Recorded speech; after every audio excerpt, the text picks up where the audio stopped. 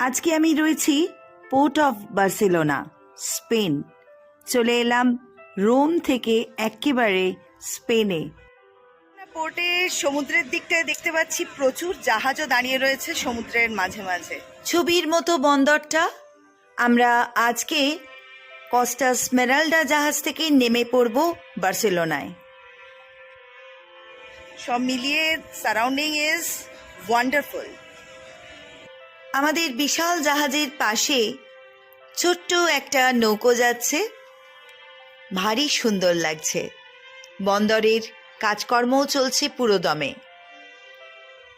আজকে আমরা জাহাজ থেকে নেমে যাব বার্সেলোনা বন্দরে, ঘুরে দেখব শহরটা।